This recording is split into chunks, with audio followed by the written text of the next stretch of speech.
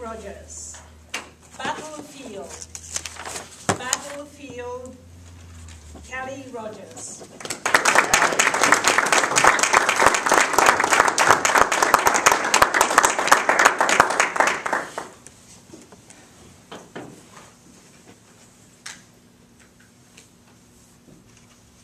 Are you ever gonna bring a nice boy home? Do you even like guys anyways? Kallie, you should go out with my friend Steve. He's really awesome. I am sick and tired of hearing these questions. I will date someone when I am good and ready. Contest master, fellow Toastmasters, and guests, we've all been there, dating. Whether you've been married for 50 years or have been single for 5, we've all dealt with the struggles and the heartaches of dating. Recently, I've become single after a 6-year relationship, and let me tell you, dating has completely changed in the last 6 years. No longer are we meeting people at grocery stores and at the cafe. We're now meeting people on Tinder and Match.com and eHarmony and many other mobile platforms, which makes it really cool because they can target niche markets. My husband's best friend likes to joke with me. He thinks that I live on a farm in the middle of nowhere and have no civilization around me because he says I should be on farmersonly.com. Not only does he suggest this, he always says to me, Kallie, you'll never be lonely with farmersonly.com. He thinks it's hilarious. I don't think it's too funny. And this doesn't work well for me. I'm a very outgoing social person. I do well with interactions with people and sitting down and really getting to know people. So I'm not one for these mobile platforms. So now what? What do we do? Where do we meet new people? Go to the bar. That's what all my friends do, but it's not my scene. The way I describe the bar scene is a watering hole in the jungle where all the animals are in heat. The later the night gets, the wilder the animals get.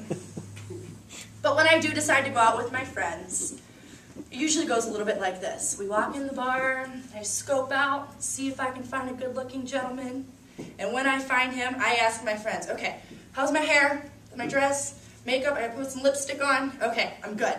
So I walk over and I talk to this gentleman, and I say, how's it going? We have a good conversation. And I politely excuse myself, and as I walk away, I think, why in the world did I want to talk to him? He was a total jerk. And how would it sound? I'm looking for my potential future husband, and, you know, we get married, have kids, and my little kid comes up to me and says, Mommy, how did you and Daddy meet? Well, you see, dear, we were at this bar, and your dad was really drunk, and we fell in love, and we got married, and we had you. Just doesn't sound right, right? So what else can we do? How else will we find new people? Those are some of the newer ways to meet people in this age. Something that hasn't changed is friends and family setting us up. We all remember that one horrible, terrible date. Mine was when my friend Kallie set me up with her friend Chris. She said, you guys would get along great, it'll be a great date. So I decided to meet up with him at a Mexican restaurant in Boardman. So we meet up, and we grab some food, and we start talking. And by talking, I mean just one-sided conversation, because he would not shut up. When I did get the time to chime in, I was talking to him about my work and how I love to travel. And I asked him, Chris, Little Rock, Arkansas is such a fun city. Have you ever been to Arkansas? And he looks up past me, and he goes, Wouldn't that piñata look cool in my room? No. I've never seen your room, nor will I ever.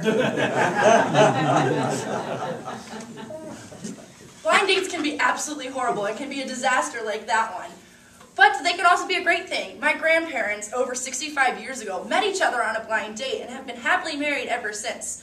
So I guess they're not so bad. To give them a chance, and maybe it might turn into something. Which brings me forward to the first date. First dates can be extremely nerve-wracking.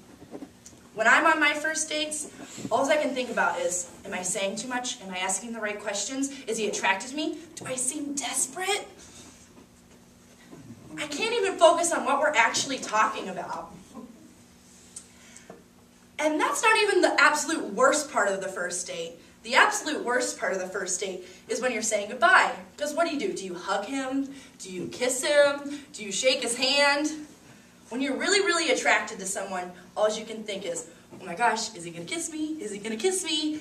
And when you're not attracted to someone, you think, oh my gosh, is he going to kiss me? Is he going to kiss me?